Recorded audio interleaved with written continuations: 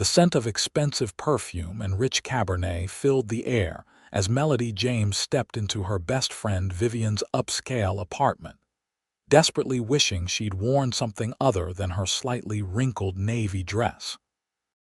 She'd come directly from the elementary school where she taught third grade, having barely had time to freshen up her makeup and tame her unruly auburn curls. The gathering was already in full swing, with well-dressed people chatting animatedly, wine glasses glinting in the soft lighting. Melody didn't belong here among Vivian's sophisticated friends, but she'd promised to come, and she always kept her promises. "Mel, you made it," Vivian rushed over, looking effortlessly elegant in her black cocktail dress. She embraced Melody warmly, the scent of her expensive perfume enveloping them both. "Come, let me introduce you to everyone. The sommelier is about to start the first tasting." "I'm so underdressed," Melody whispered, tugging self-consciously at her dress. "Nonsense," Vivian said with a dismissive wave. "You look lovely.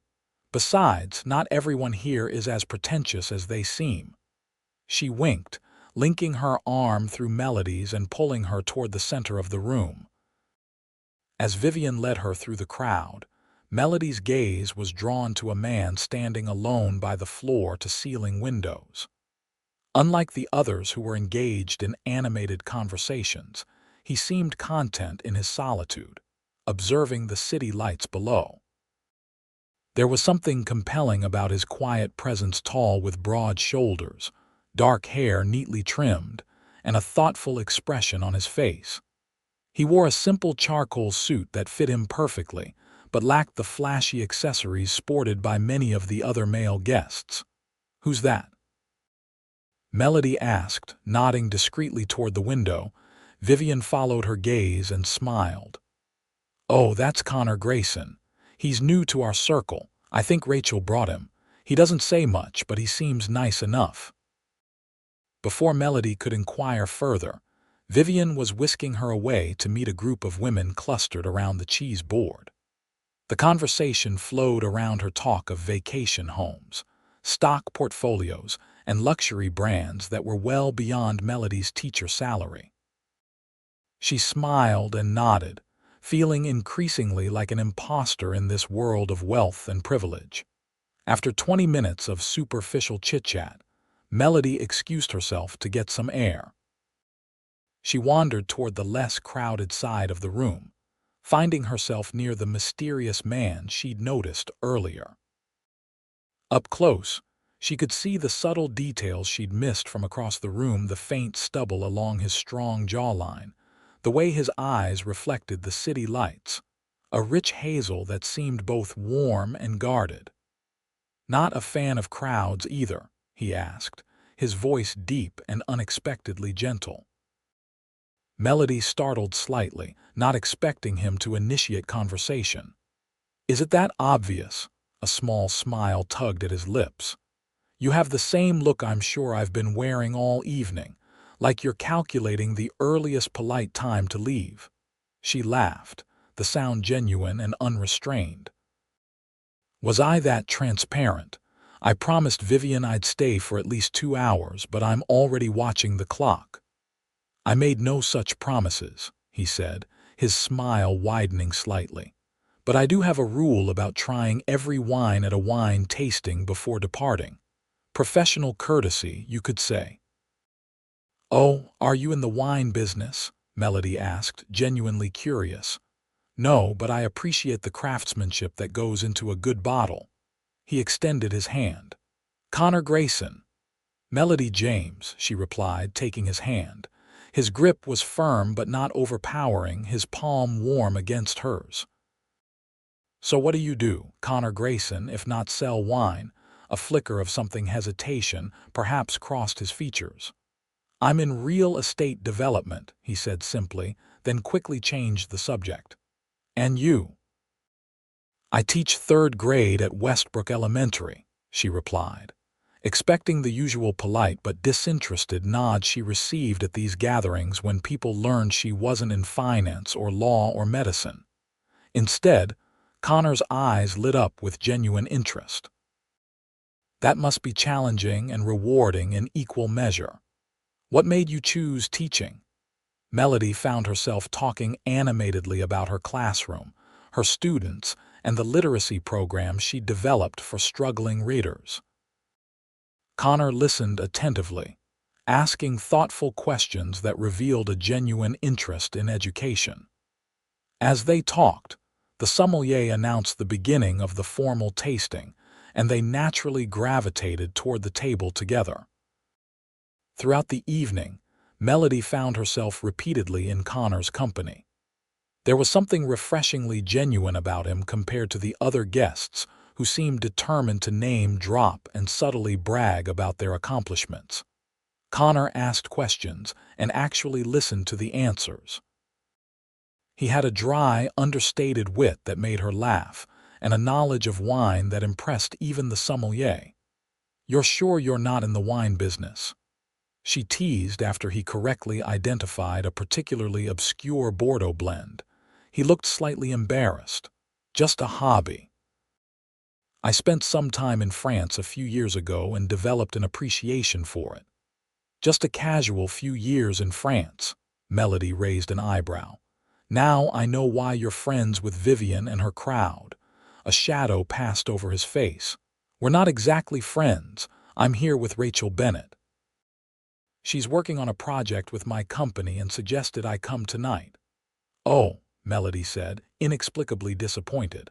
Her eyes scanned the room for Rachel, a statuesque blonde in a red dress who was deep in conversation with two men across the room. "She seems nice." Connor followed her gaze and let out a low chuckle. "It's not like that. We're strictly business associates. She's actually trying to convince me to fund her new boutique hotel concept." "And will you fund it, I mean?" he shrugged. "I haven't decided yet. The numbers look good, but something about the vision doesn't quite align with what I'm looking for." Before Melody could respond, Vivian appeared at her side. "Mel, I see you've met Connor. Isn't he delightful? So refreshingly unpretentious for someone of his stature." Melody furrowed her brow. "His stature," Vivian laughed, clearly a bit tipsy from the wine. "Oh, honey, don't you know? Connor here is practically royalty in the development world. Grayson Properties, that's him." She patted Connor's arm. "Though he's so modest, you'd never know he's worth hundreds of millions." Melody froze, her wine glass halfway to her lips. She looked at Connor, whose expression had tightened almost imperceptibly. "Vivian exaggerates," he said quietly. "Only slightly," Vivian replied with a wink. "Anyway, the next wine is about to be served. It's a special vintage from a small vineyard in Napa that Connor actually owns." "Did he mention that?" "No, he didn't," Melody said, suddenly feeling like she'd been having a conversation with an entirely different person than she thought. A millionaire, no, based on Vivian's comment, likely a multi-millionaire. The comfortable connection she'd felt with him moments ago evaporated, replaced by an acute awareness of the vast gulf between their worlds. Vivian drifted away, leaving an awkward silence in her wake. Connor cleared his throat. "I was going to mention the vineyard eventually. It's a recent acquisition still finding its footing." "It's fine," Melody said quickly. "You don't owe me any explanations. We just met." Connor studied her face, his expression unreadable. "Does it change things?" "Knowing about my financial situation," Melody wanted to say no, to pretend that learning he was apparently wealthy beyond imagination didn't alter her perception of him. But she'd always been a terrible liar. "I don't know," she admitted. "Maybe it's just, you seem so normal." A genuine laugh escaped him. "Normal? That might be the nicest compliment I've received in years." The sommelier called for everyone's attention, saving Melody from having to respond. As they listened to the description of Connor's vineyard's wine, apparently a critically acclaimed Petit Syrah, Melody couldn't help stealing glances at him. He stood with quiet confidence, but without the arrogance. she'd come to expect from the wealthy men in Vivian's circle. When the wine was poured and everyone raised their glasses in appreciation, Connor's eyes met hers, and something in his gaze made her heart skip. The evening continued, and despite her initial discomfort with the revelation of Connor's wealth, Melody found herself gravitating back toward him. Their conversation flowed easily, covering everything from favorite books to travel experiences. Connor listened intently when she spoke about her passion for teaching underprivileged kids, and he shared stories about his own education, public schools through high school, then a scholarship to Stanford. "I guess that explains how you can appreciate both a $2 taco truck and a $200 bottle of wine," Melody commented after he'd enthusiastically recommended a local Mexican restaurant in her neighborhood. "The secret to happiness is finding joy at every price point," he replied with a smile that transformed his serious face, creating crinkles around his eyes that Melody found unreasonably attractive. As the evening wound down, Melody realized she'd spent almost the entire night talking to Connor, neglecting Vivian and the other guests. "I should probably mingle a bit before leaving," she said reluctantly. "Vivian will never invite me again if I spend the whole evening hiding in the corner with one person. Even if that person owns the wine you've been drinking," Connor asked with a teasing smile. "Especially then. She'll accuse me of trying to marry rich and cut out the middleman."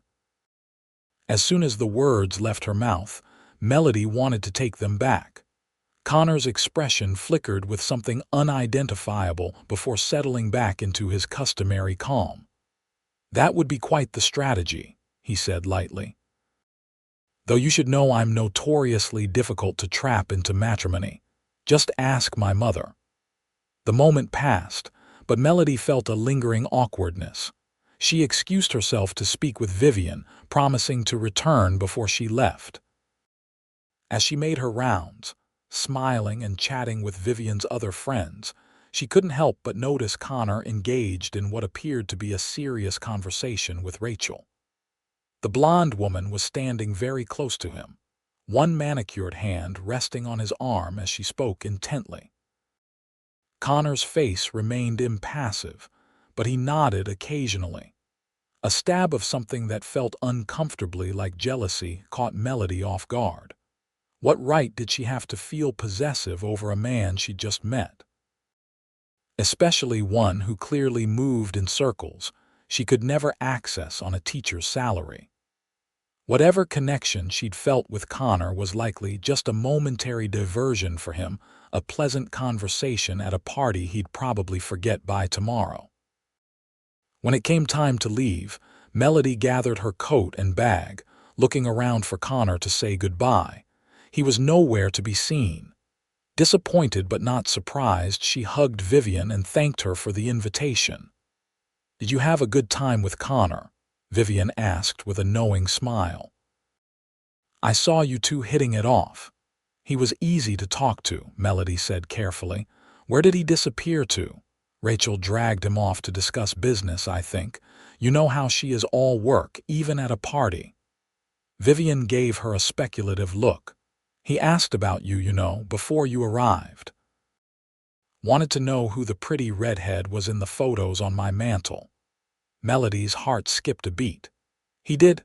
Hum. I've known Connor for years through mutual friends, though he rarely comes to these things. He's always been polite but reserved. Tonight was the most animated I've seen him." Vivian squeezed her arm. "Don't look so surprised. You're a catch, Mel, even for a billionaire." "Billionaire," Melody repeated, feeling slightly faint. "I thought you said millions." Vivian waved a hand dismissively. "Millions, billions. What's the difference after the first 100 million anyway?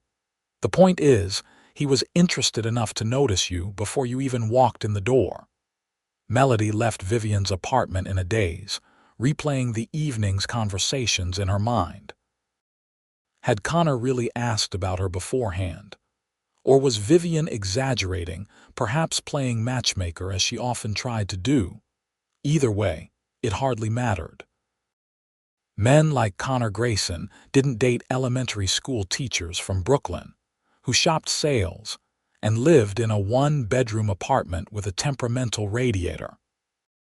By the time she reached her apartment building, Melody had convinced herself that the connection she'd felt with Connor was imaginary, a projection of her own loneliness after nearly 2 years of being single.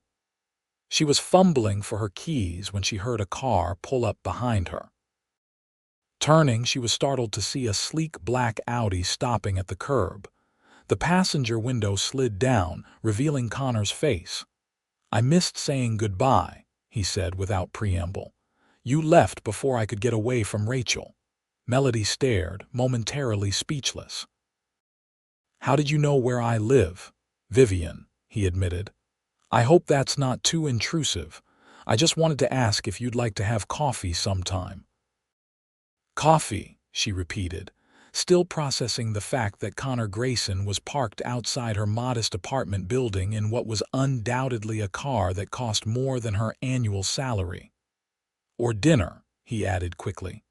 "Or lunch, or just a walk in the park, whatever you're comfortable with." There was an uncertainty in his voice that contradicted his confident appearance, and something in Melody softened. Behind the wealth and success, he suddenly seemed as vulnerable as anyone else asking for a date. "Coffee would be nice," she said finally. "Though I should warn you, I have very unsophisticated taste in coffee. No single-origin Ethiopian beans for me." The relief on his face was almost comical. "Noted. How about tomorrow? There's a place near the park that does a decent cappuccino, nothing fancy." They exchanged phone numbers, and Connor promised to text her the details. As his car pulled away, Melody stood on the sidewalk, wondering if she'd just made a tremendous mistake or the best decision of her life. Only time would tell.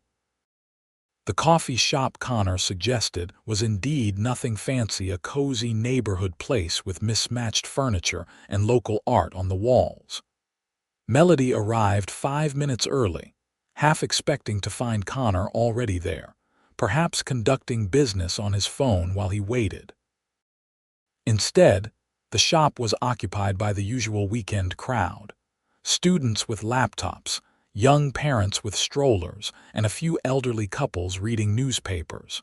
She ordered a simple latte and found a table by the window, trying to ignore the flutter of nerves in her stomach. Was this really a date?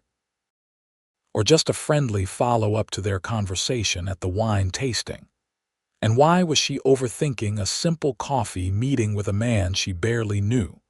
Connor arrived precisely on time, dressed more casually than she'd seen him at the party. His dark jeans and gray sweater still looked expensive, but he blended in better with the Brooklyn coffee shop crowd than she'd expected. He spotted her immediately, a genuine smile lighting up his face as he made his way to her table. "You found it okay?" he asked, setting down a worn leather messenger bag. "It's actually only a few blocks from my apartment," Melody replied. "I've been here before, though not recently."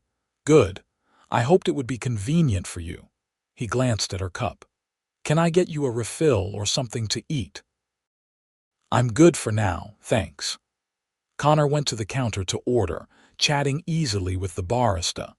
Melody watched him, still trying to reconcile this approachable man with the billionaire developer Vivian had described. When he returned with a simple black coffee and a blueberry muffin, he caught her observing him. "What?" he asked, a hint of self-consciousness in his voice. "Nothing," Melody said quickly. You're not what I expected." "Because I ordered a regular coffee instead of something with a paragraph-long name," he teased. She laughed. "Partly. And because you're here at all, I guess. Men like you don't usually ask women like me for coffee." Connor's expression grew serious. "Men like me, women like you." "You know what I mean," Melody said, feeling heat rise to her cheeks. She gestured vaguely, and I'm just a school teacher. Just a school teacher, he repeated, his tone suggesting he disagreed with her choice of words. There's no just about nurturing young minds and shaping the future. From what you told me about your literacy program, you're changing lives every day. That's more meaningful than anything I do. Building things that last for generations isn't exactly meaningless, Melody countered. Vivian mentioned some of your projects, the affordable housing development in Queens, the community center in Harlem. Those make real differences too. Connor looked surprised. You researched me. Just a quick Google search, she admitted, feeling slightly embarrassed. I was curious after Vivian dropped the B word. Billionaire, he said with a grimace. That's an exaggeration. Vivian has a flair for the dramatic. So you're only worth hundreds of millions then. Well, that changes everything, Melody joked, finding her footing again. Connor laughed, a genuine sound that transformed his serious face. The truth is, most of what I'm worth is tied up in properties and investments. My day-to-day life is probably more boring than you'd imagine. Somehow I doubt that, Melody said, but I'm willing to be convinced. Their conversation flowed easily after that, moving from their respective careers to childhood memories, favorite books, and travel experiences. Connor was an attentive listener, asking thoughtful questions about her teaching and her students. In turn, Melody found herself genuinely interested in his explanations of urban development and historic preservation. It's about balancing progress with respect for what came before, he explained, passion evident in his voice. Anyone can tear down and build new, but finding ways to honor a neighborhood's history while creating spaces for its future, that's the real challenge. 2 hours passed in what felt like minutes. When Connor finally glanced at his watch, he looked genuinely regretful. I have a meeting I can't reschedule, he said. But I'd like to see you again. Dinner, perhaps? I'd like that, Melody replied, surprised by how much she meant it. Connor walked her the few blocks to her apartment building, their conversation continuing as if neither wanted it to end. At her door, he hesitated, then leaned down to kiss her cheek, a gesture both old-fashioned and charming. I'll call you, he promised. And unlike the countless men who'd said those words to her before, Melody believed him. True to his word, Connor called that evening, suggesting dinner the following Friday at a restaurant in Manhattan. It's nothing too extravagant, he assured her. Just good food in a place quiet enough for conversation. The restaurant, it turned out, was a small Italian place tucked away on a side street in Greenwich Village. The maitre d' greeted Connor by name, leading them to a corner table partially secluded by a strategic arrangement of potted plants. The space was intimate but not pretentious, with white tablecloths and candles providing a warm glow. You come here often? Melody asked as they settled in. When I can, Connor replied. Marco, the owner, was one of my first clients when I started out. He needed financing to expand from a tiny cafe to this restaurant. 15 years later, he's still serving the best risotto in Manhattan. As if summoned by his name, Marco himself appeared at their table, a jovial man in his 60s who embraced Connor like a son. Connor.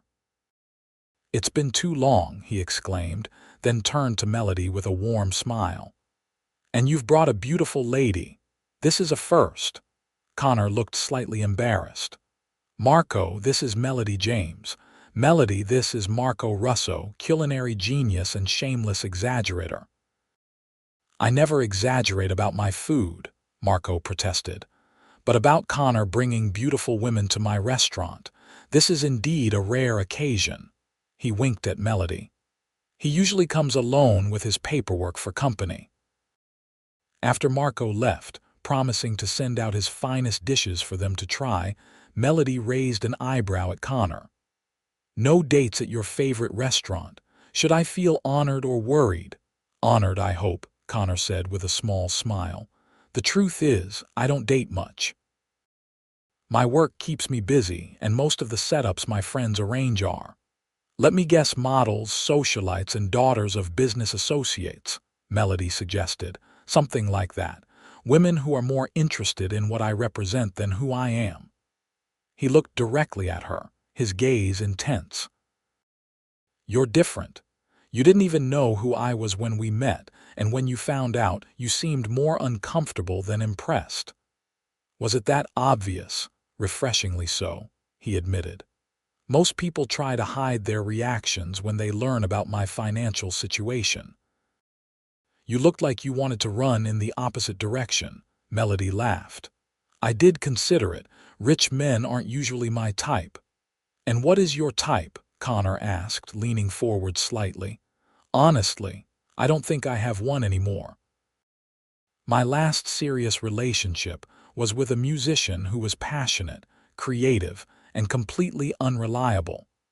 Before that was a fellow teacher who was dependable, kind, and utterly boring by the 6-month mark. She shrugged. I've given up on finding a specific type and decided to just look for someone who feels right. And how am I doing so far? Connor asked, a rare vulnerability in his expression. Melody considered him thoughtfully. So far, so good, though it's early days yet. The evening progressed through multiple courses, each more delicious than the last. Connor was knowledgeable about wine but unpretentious, selecting a modestly priced bottle that paired perfectly with their food. He asked about her week at school, listening intently as she described a breakthrough with a struggling student. He's been having trouble with reading all year, Melody explained. His parents speak Spanish at home, and English is challenging for him. But this week, he read an entire book aloud to the class. You should have seen his face when everyone applauded. That's remarkable, Connor said. You must be an exceptional teacher to inspire that kind of confidence. I just try to meet each child where they are, Melody replied. Some need extra encouragement, others need firm boundaries. The trick is figuring out what works for each one. That sounds like good advice for any relationship, Connor observed, business or personal. As they lingered over dessert, a tiramisu that Marco insisted they share, Melody found herself thinking how comfortable she felt with Connor. Despite his wealth and status, he was surprisingly down to earth, with a dry sense of humor and a genuine interest in her life and work. When the check arrived, Connor discreetly handled it before Melody could even offer to contribute.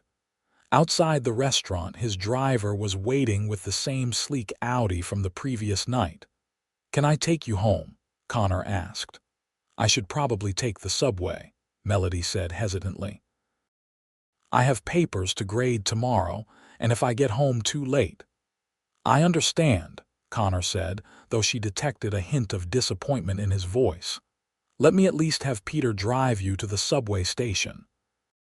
The drive was short, and they sat in comfortable silence, Connor's hand resting lightly on the seat between them.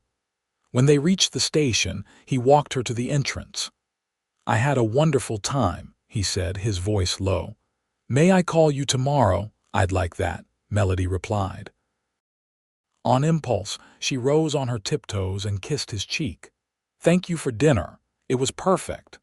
A slow smile spread across Connor's face. Good night, Melody.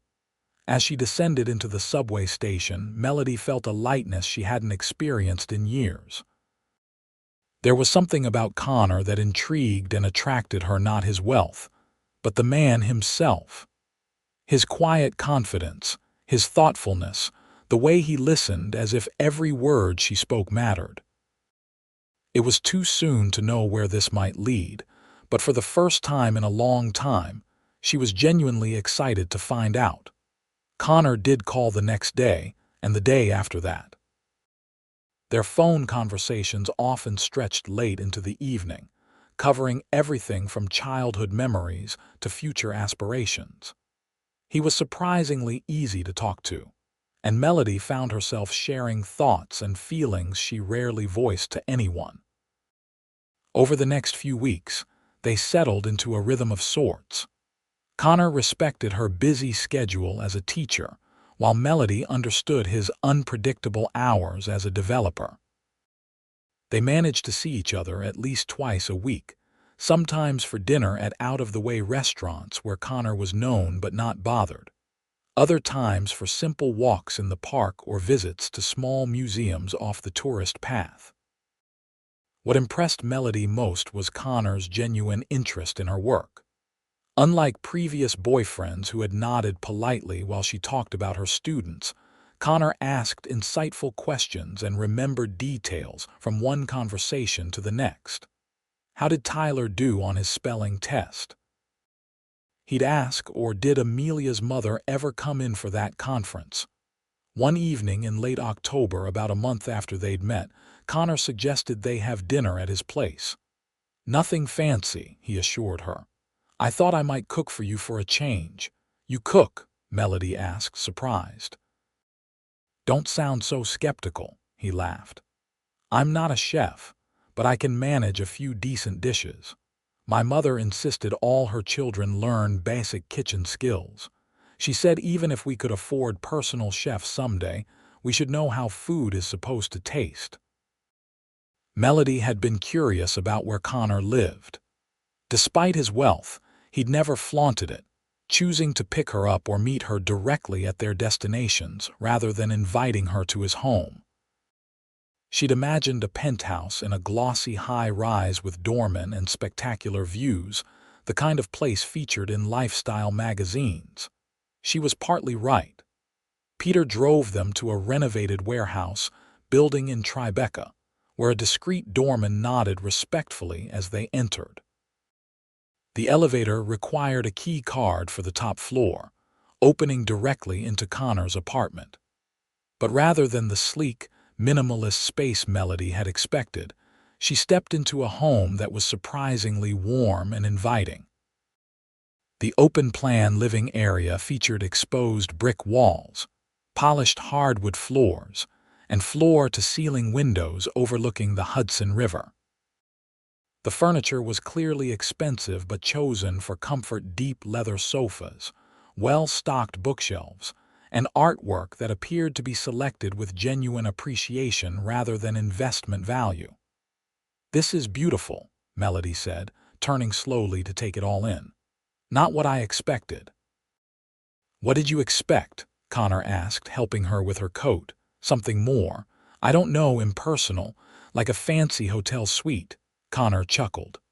I've spent enough nights in hotel suites to know I don't want to live in one. Come, let me show you around. The tour was brief but revealing. Connor's home office contained a large drafting table alongside the expected desk and computer setup. I still like to sketch ideas by hand sometimes, he explained, showing her preliminary drawings for a community garden project in Brooklyn. The kitchen was a chef's dream: professional-grade appliances and a massive island where Connor had already laid out ingredients for their dinner. Hope you like salmon, he said, washing his hands at the sink. It's one of the few dishes I've truly mastered. I love salmon, Melody assured him. Can I help? They worked side by side, preparing the meal together. Connor was indeed a competent cook, handling the fish with confidence while Melody prepared a salad and roasted vegetables. The domesticity of the scene wasn't lost on her: how natural it felt to move around his kitchen, how easily they anticipated each other's needs and movements. Over dinner, served at a table positioned to maximize the view of the sunset over the river, Connor seemed more relaxed than Melody had ever seen him. They talked about their families: Connor's parents, who still lived in the same San Francisco house where he grew up, his sister, who ran the West Coast operations of his company, and his younger brother, who had chosen a career in medicine instead of joining the family business. What about your family? Connor asked, refilling her wine glass. You've mentioned your mother, but not much else. Melody hesitated. Her family history was complicated, not the kind of light conversation suited for a romantic dinner. But Connor's expression was open, genuinely interested. "It's just my mom and me," she said finally. "My dad left when I was 8. He wasn't great at the whole family thing even before that, lots of broken promises and disappearing acts. My mom raised me alone, working 2 jobs most of the time." "That must have been difficult for both of you," Connor said quietly. "It was tough financially, but in other ways, it was simpler once he was gone for good. No more waiting for him to show up for birthdays or school events." Melody traced the rim of her wine glass. "My mom is amazing, though.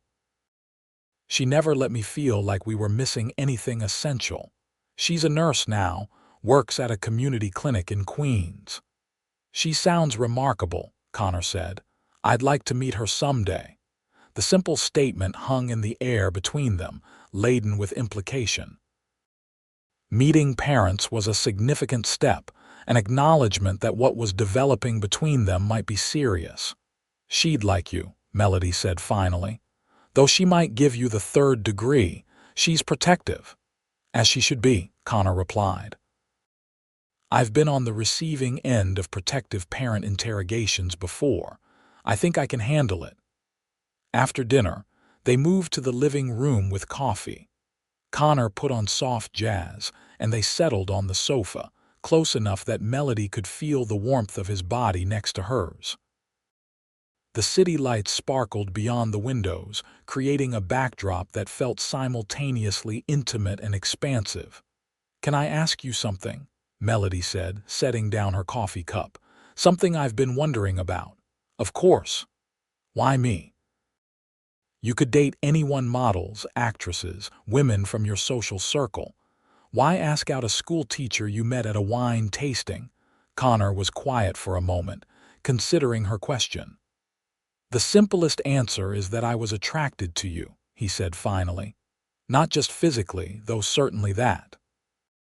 His eyes met hers with an intensity that made her pulse quicken. "But I was attracted to your authenticity. You weren't performing or calculating or trying to impress anyone. You were just yourself, passionate about your work, kind, funny." He reached for her hand, his thumb tracing circles on her palm. "Do you know how rare that is in my world, to meet someone who isn't looking for something from me, who sees me as a person, not a bank account or a business connection?" "I still see the bank account," Melody admitted with a small smile.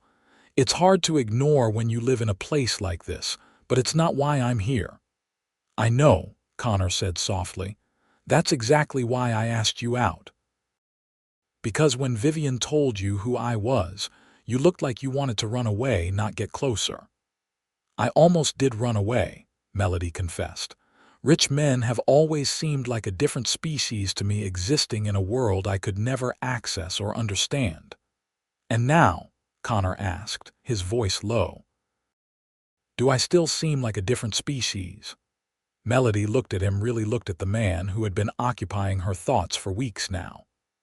Behind the wealth and success, she saw someone thoughtful and kind, someone who carried his own insecurities and hopes just like anyone else. "No," she said honestly.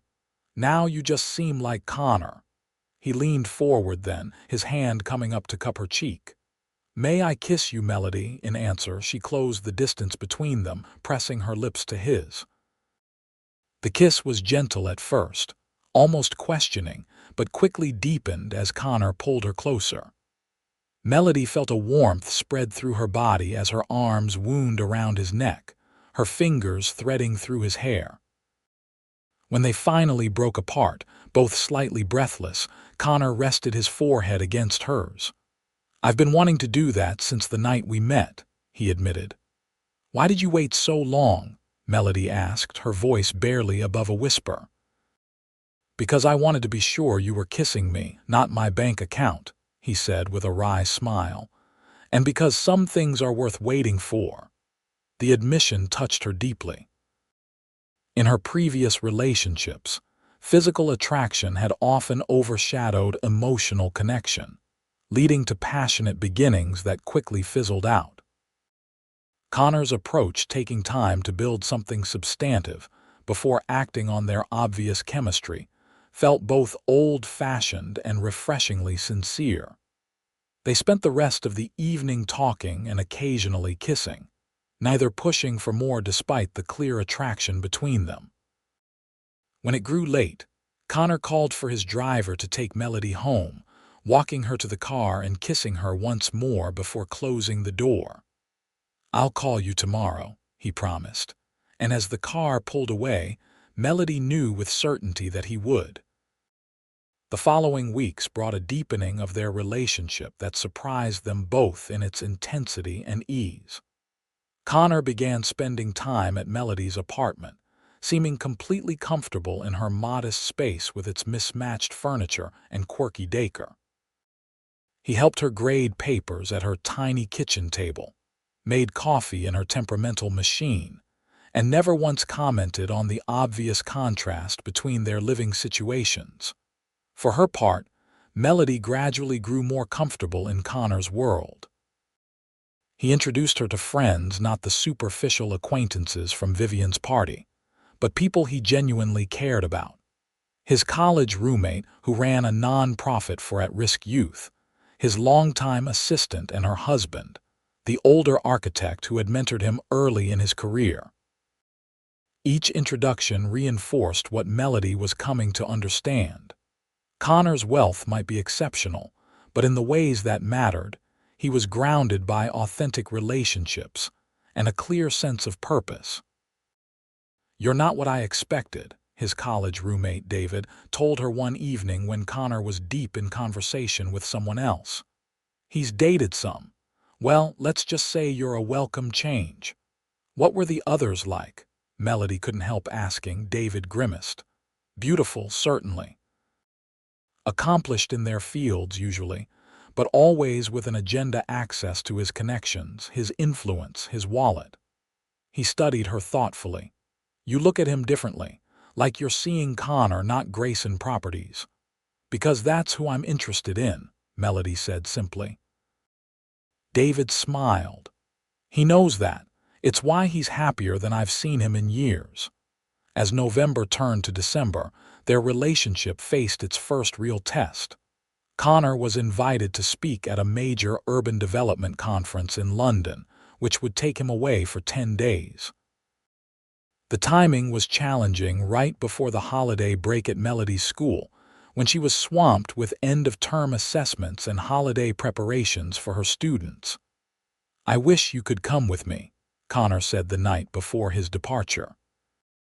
They were at her apartment, Melody surrounded by student portfolios she was reviewing while Connor packed his laptop. "Me too, but there's no way I could take the time off right now," Melody replied. "Besides, you'll be in meetings most of the time anyway." "True, but the evenings would be ours," he said, pulling her into his arms. "I could show you London at Christmas, the lights along Oxford Street, ice skating at Somerset House, mulled wine at the winter market." "Sounds magical," Melody sighed, resting her head against his chest. "Maybe next year." The casual reference to a future together hung between them, unexamined but not unwelcome. They had yet to define their relationship in explicit terms, but both seemed to understand they were building something meant to last. "I'll miss you," Connor murmured, kissing the top of her head. "It's only 10 days, Melody reminded him, though the thought of not seeing him for over a week created a hollow feeling in her chest. When had she become so accustomed to his presence in her life? 10 very long days, Connor agreed. "But I'll call every day, time difference permitting." True to his word, Connor called faithfully from London, sometimes early in her morning, other times late at night. He sent her photos of the city decorated for Christmas. And once, a bouquet of winter flowers arrived at her classroom with a note that made her blush and her students tease her mercilessly. On the day before his scheduled return, Melody received an unexpected visitor at school. She was helping a student with a math problem when her classroom door opened to reveal Connor's assistant, Elizabeth. "I'm so sorry to interrupt," Elizabeth said with an apologetic smile. "Could I speak with you for a moment, Miss James?" Worried something might have happened to Connor, Melody quickly stepped into the hallway. "Is everything okay? Is Connor all right?" "He's fine," Elizabeth assured her. "But there's been a complication with his return. The development company he's been meeting with has requested an additional 3 days of consultation. It's a significant opportunity for a partnership on affordable housing projects in both London and New York." "Oh," Melody said, trying to hide her disappointment. "Of course he should stay." "That's actually why I'm here," Elizabeth continued. "Connor asked me to give you this." She handed Melody an envelope. "He said to tell you it's entirely your choice and he'll understand either way." Puzzled, Melody opened the envelope to find a first-class airline ticket to London departing that evening, along with a handwritten note. "If you can't come to me, maybe you can come to me. Your school break starts tomorrow. I've cleared my schedule for the weekend if you can make it. All you need is your passport and yourself. E will help with anything else you need. Miss UC." Melody stared at the ticket, her mind racing. It was impulsive, extravagant, and incredibly tempting. Her students' portfolios were finished, her grades submitted. The 3 days before the official break were mostly filled with holiday parties and movies anyway. "He said you might need time to think," Elizabeth said, misinterpreting her silence. "But he hoped—" "I'll go," Melody decided suddenly. "But I need to speak with my principal, and I have nothing packed." "And Connor anticipated that," Elizabeth smiled. "I've already spoken with your principal, who agrees you've earned some personal days, and I have a car waiting to take you home to pack, then to the airport. Your flight leaves at 7. The whirlwind of the next few hours left Melody with barely enough time to process what she was doing. By the time she settled into her first-class seat, an extravagance she'd never experienced and felt slightly guilty about, reality was beginning to sink in. She was flying to London to spend the weekend with Connor, a man she'd known for just over 2 months, but who already felt essential to her life. The flight passed in a blur of unprecedented luxury. Melody tried to sleep, but was too excited, instead watching movies and enjoying services she'd only seen in films. When they landed at Heathrow, she followed the instructions Elizabeth had provided, making her way through customs to the arrivals area. And there was Connor, looking slightly rumpled from a day of meetings but incredibly handsome in a charcoal suit, his face lighting up when he spotted her. Melody barely had time to register the photographer lurking nearby before Connor was embracing her, lifting her slightly off her feet. "You came," he murmured against her hair. "I wasn't sure you would." "Neither was I," Melody admitted, pulling back to look at him. "It was a very grand gesture, Mr. Grayson." "Too much?" he asked, a rare uncertainty in his expression. "Just enough," she assured him, rising on her toes to kiss him briefly. "Though I'm not sure my principal would have been so understanding if your assistant hadn't worked her magic." Connor smiled, taking her carry-on bag. "Elizabeth is remarkably persuasive. Come on, let's get you to the hotel so you can rest before dinner." The hotel, it turned out, was the historic Claridge's in Mayfair, where Connor had upgraded to a suite with a separate living area and bedroom. Melody tried not to gawk as they were escorted upstairs, but the opulence was unlike anything she'd ever experienced. "This is... wow," she managed when they were alone. "I feel like I should be wearing gloves and a tiara just to sit on the furniture." Connor laughed.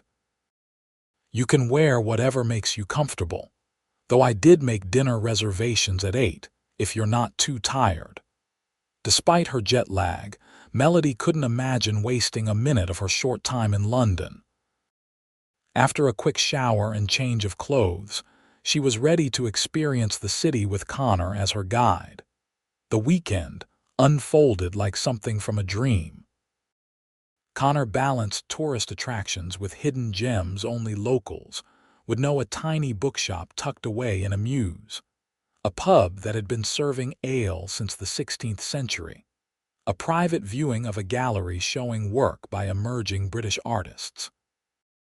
They went ice skating at Somerset House just as he'd promised, Melody laughing as she clung to his arm for balance on the slippery surface. On Sunday morning, their last full day together before Melody's Monday evening flight home, Connor suggested a walk in Hampstead Heath, a vast and hilly park on the outskirts of the city.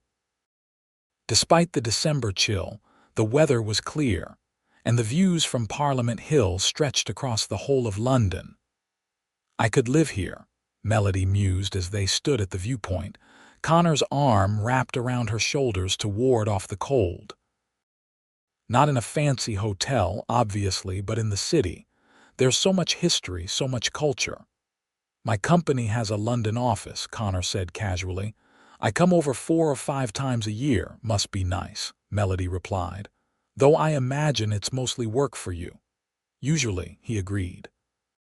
"But this visit has been different." He turned to face her, taking both her hands in his. "Having you here has made me see the city through new eyes. Everything is more vivid, more meaningful when I'm sharing it with you." Melody felt a warmth spread through her chest despite the cold air.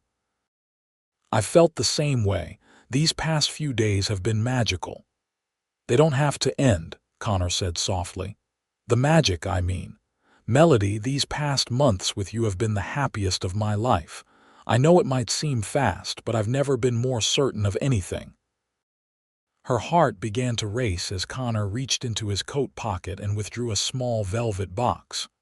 "Connor, what are you? It's not what you think," he said quickly. "At least, not exactly. I'm not proposing, not yet, but I wanted to give you this as a promise." He opened the box to reveal a delicate ring with a single perfect sapphire surrounded by tiny diamonds. "This was my grandmother's," he explained. "She gave it to me before she died and told me to give it to the woman who made me feel the way my grandfather made her feel, like the best version of myself." Melody stared at the ring, tears pricking at her eyes. "It's beautiful," she whispered. "I know it soon," Connor continued. "We've only known each other a short time, but I also know what I feel for you is real and lasting. This ring is a promise that I'm committed to seeing where this leads us. No pressure, no timeline, just a tangible reminder that what we're building matters deeply to me." Melody looked up at him, at this man who had upended her expectations in the most wonderful ways. The gesture was so perfectly Connor, thoughtful, romantic, but also respectful of her independence and the natural progression of their relationship. "I love you," she said simply, the words falling from her lips for the first time. "And yes, I'll wear your promise ring." Connor's face transformed with joy. "I love you too," he replied, slipping the ring onto her right hand, "a promise, not yet an engagement. More than I thought possible." They sealed the moment with a kiss as the winter sun broke through the clouds, casting golden light across the London skyline below them. The next 6 months were a whirlwind of deepening connection and inevitable adjustments as they navigated the realities of building a life together while respecting their individual paths. Connor's work continued to demand international travel, though he made every effort to schedule around Melody's school calendar. For her part, Melody maintained her commitment to her students while gradually becoming more comfortable in Connor's world of business dinners and charity galas. Not everything was smooth sailing. Their first real argument came in April when a tabloid ran photos of them with the headline "Billionaire Developer Slumming with Schoolteacher." The invasion of privacy upset Melody more than the snide implication, while Connor was furious at the disrespect shown to her profession. "This is exactly what I didn't want," Melody said, pacing Connor's living room with the offending magazine clutched in her hand. "I'm not cut out for public scrutiny. I'm a teacher, not a celebrity." "You're not a celebrity," Connor agreed, his voice tight with controlled anger. "But I have a certain profile in this city, and dating me comes with some unwanted attention. I'm sorry for that. Are you?" Melody challenged, her emotions running high. "Because sometimes it seems like you enjoy showing me off to your world," the humble schoolteacher who captured the elusive Connor Grayson's heart. "Like I'm some kind of novelty." Connor recoiled as if she'd slapped him. "Is that really how you see our relationship? As me using you as some kind of interesting accessory?" The hurt in his eyes made Melody regret her words immediately. "No," she admitted, sinking onto the sofa. "That's not fair, and I know it. I'm just thrown by seeing our private life plastered across a magazine. Those photos were from our weekend away. How did they even find us?" Connor sat beside her, not touching but close. "Someone at the hotel probably tipped them off. It happens, unfortunately." He sighed heavily. "Melody, I can't promise this won't happen again. But I can promise that it has nothing to do with how I see you or why I love you. You're not a novelty or an interesting story. You're the woman I want to build my life with." His sincerity broke through her defenses, and Melody leaned against him, letting his arm come around her shoulders. "I'm sorry," she murmured. "I overreacted. It's just all so far outside my experience." "I know," Connor said, pressing a kiss to her temple. "And I'm sorry you have to deal with it at all. If I could shield you completely, I would." They weathered the minor media storm together, and Melody gradually developed a thicker skin about occasional appearances in gossip columns. More importantly, the experience prompted deeper conversations about their future and the inevitable compromises that would be required from both of them. By early summer, when school was ending and Connor was deep in negotiations for a major waterfront development project, they had settled into a rhythm that honored both their individual needs and their relationship. Connor had cleared space in his Tribeca apartment for Melody's things, and she had grown accustomed to splitting her time between her Brooklyn apartment and his more luxurious home. It was on a warm June evening, almost a year after their first meeting, that Connor suggested a special dinner to celebrate the successful completion of his project. "Wear something nice," he told her. "I've made reservations at Per Se." The high-end restaurant was a significant splurge even by Connor's standards, and Melody suspected he had more than a professional milestone in mind. She chose a sapphire blue dress that matched her promise ring, styled her hair in loose waves, and tried to calm the butterflies in her stomach. Connor sent his car for her but wasn't inside when she entered. Instead, she found a single red rose and a note: "Meet me on the roof of the building. Take the elevator to the top floor, then follow the signs. I love you. See." Intrigued, Melody followed his instructions. The elevator opened onto a small vestibule with a sign reading "Roof Garden Right Arrow," with an arrow pointing toward a door. When she pushed it open, she gasped. The rooftop had been transformed into a private paradise. Strings of fairy lights created a canopy overhead, while potted trees and flowers lined a path leading to a single table set for dinner. A small string quartet played softly in the corner, and Connor stood waiting for her, handsome in a tailored suit, his expression a mixture of love and nervous anticipation. "Connor," Melody breathed, taking in the scene. "What is all this?" "Just a small gesture," he said with a smile, coming forward to take her hands. "I wanted tonight to be special."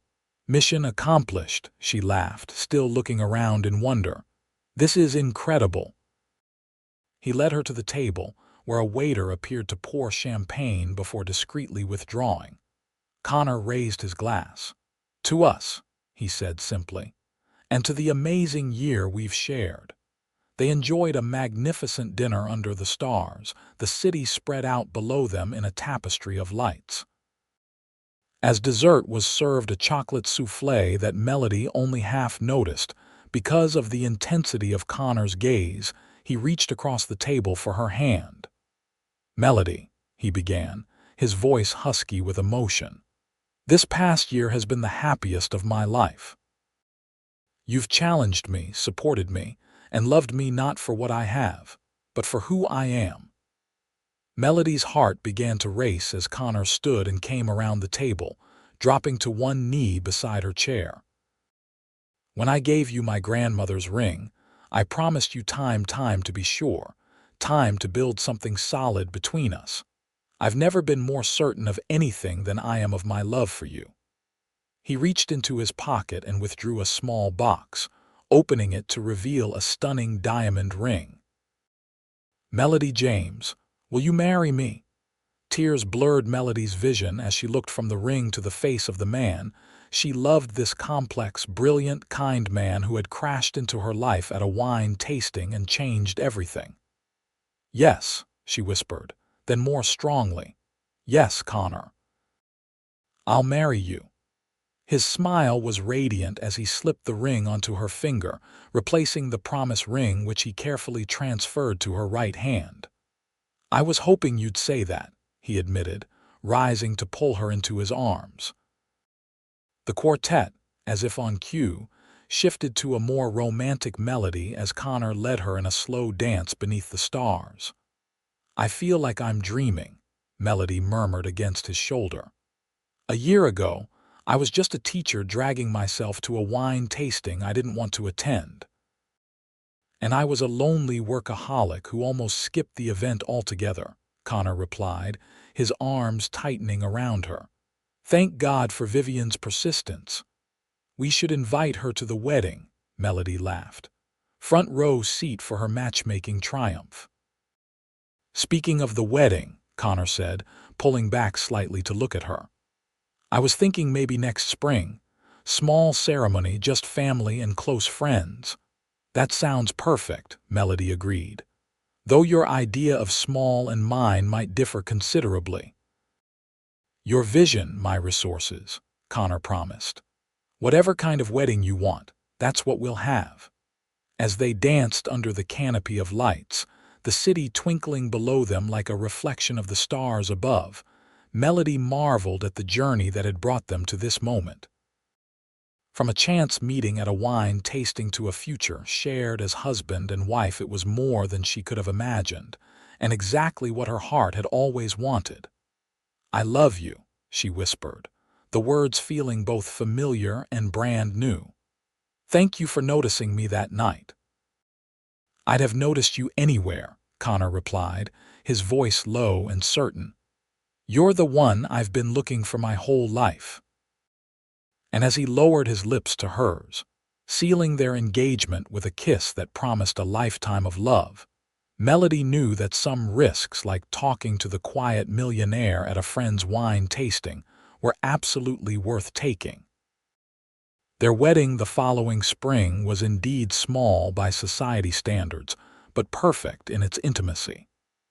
They exchanged vows in the garden of a historic estate outside the city, surrounded by just 70 guests, family and true friends from both their worlds.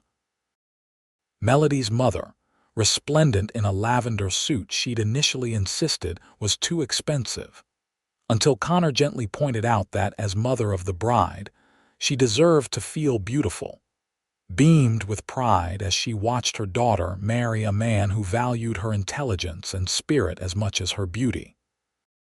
Connor's family embraced Melody without reservation, his mother confiding that she'd never seen her son so genuinely happy. "He was always so serious, even as a child," she told Melody during the rehearsal dinner. "You've brought laughter back into his life." The ceremony itself was simple but meaningful, with personal vows that brought tears to many eyes. Connor promised to respect Melody's independence while offering unwavering support, Melody vowed to be his partner in all things, to celebrate his successes and comfort his disappointments. As they exchanged rings, his a plain platinum band, hers a delicate diamond eternity band, to complement her engagement ring, the spring sunshine broke through the clouds in what Melody's more superstitious students would later insist was a divine blessing. The reception flowed seamlessly from elegant dinner to joyful dancing, with Connor surprising his bride by having arranged for her favorite indie band to play live. They shared their first dance to "At Last," the classic Etta James song that had been playing the night Connor proposed on the rooftop. "Happy," Connor murmured as they swayed together, oblivious to the admiring glances of their guests. "Completely," Melody assured him, her heart so full it seemed impossible to contain. "Though I still can't believe I'm Mrs. Grayson now." "Melody James Grayson," Connor corrected with a smile. "I want you to keep your name. It's who you are." The hyphenated surname had been his suggestion, one more example of how he honored her identity even as they joined their lives. It was this his consistent respect for her autonomy that had made Melody certain their marriage would thrive despite their different backgrounds and careers. As the evening wound down, they said their goodbyes and departed for their honeymoon, 2 weeks split between a private villa in Santorini and a cultural exploration of mainland Greece that balanced Connor's preference for luxury with Melody's passion for history and authentic experiences. Upon their return, they settled into married life with surprising ease. Melody continued teaching, declining Connor's offer to fund a private school of her own design, though she kept the idea in the back of her mind for the future. Instead, she used her new access to resources to enhance her existing classroom, bringing in guest speakers, funding field trips, and creating a library of books her students could take home and keep. Connor, meanwhile, shifted some of his company's focus toward educational spaces and affordable family housing, projects that reflected his wife's influence on his priorities. He arranged his schedule to be home more consistently, often working from their apartment in the evenings so they could share dinner together even on busy days. They purchased a brownstone in Brooklyn Heights, renovating it to combine historic charm with modern comfort. The process was their first major project as a married couple, with inevitable disagreements that they learned to navigate with patience and compromise.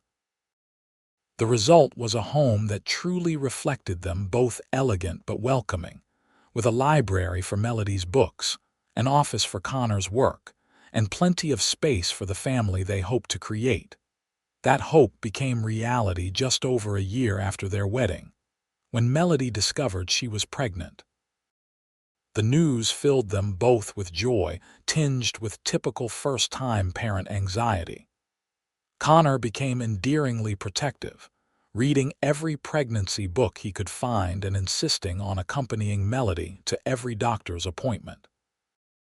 Melody alternated between amusement at his intensity and gratitude for his unwavering support through morning sickness and fatigue.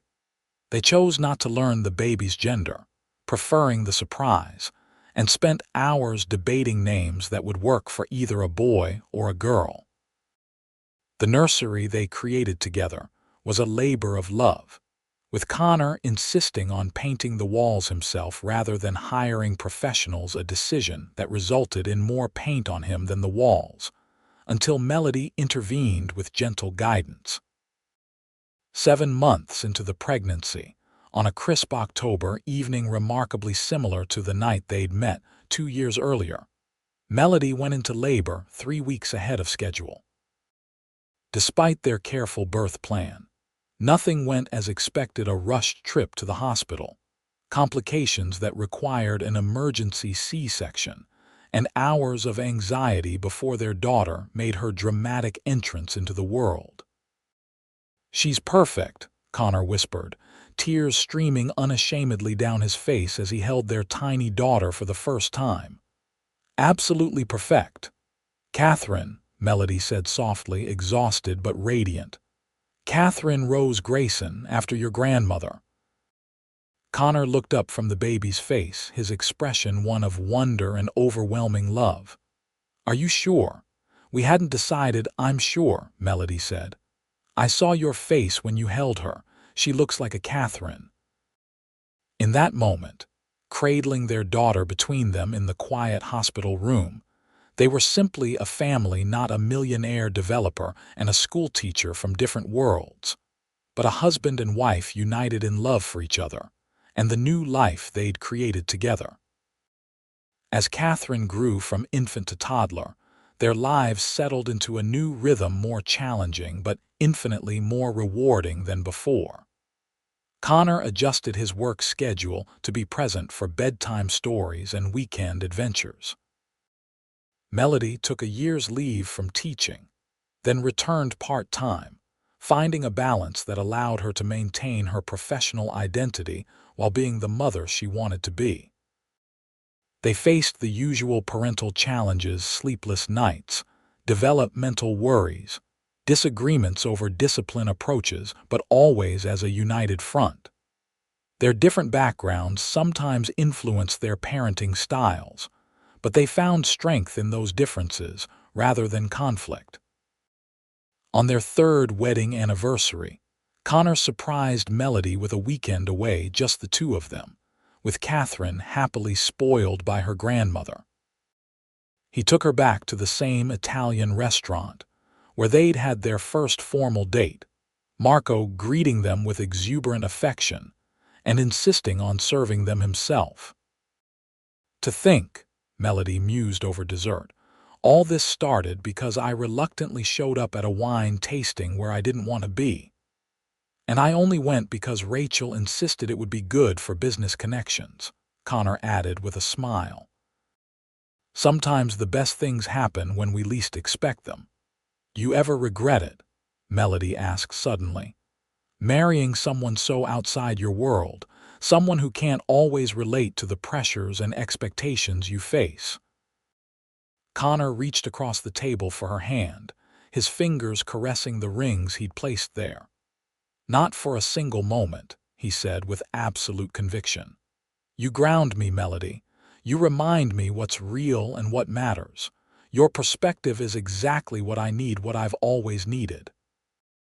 Even when I make you attend elementary school functions and talk to parents about their kids' reading progress," she teased. "Especially then," he replied earnestly. "You've expanded my world in ways I never anticipated. Before you, success was about buildings and profit margins. Now I understand it's about the lives touched, the communities served." He squeezed her hand. "You've made me a better man, a better developer, and a better father than I ever could have been without you." Melody felt tears welling in her eyes. "And you've shown me that dreams can be bigger than I imagined, that taking chances on unlikely connections can lead to the greatest happiness." As they left the restaurant hand in hand, stepping into the warm spring evening, Melody reflected on the extraordinary journey that had brought them to this moment. From that first meeting at Vivian's wine tasting, where she'd noticed the quiet guest, never suspecting he was a millionaire already falling for her, to building a life and family together, every step had been unexpected and perfectly right. Their story wasn't a fairy tale of a wealthy prince rescuing a commoner from obscurity. It was something far more meaningful: two people from different worlds discovering in each other exactly what they needed, bridging those differences with respect and love, and creating something beautiful together. "What are you thinking about?" Connor asked as they walked toward the car, his arm wrapped comfortably around her waist. "Just how lucky I am," Melody replied, leaning into his embrace. "And how sometimes the best thing that can happen to you is showing up at a party you don't want to attend." Connor laughed, pulling her closer as the city lights illuminated their path forward together.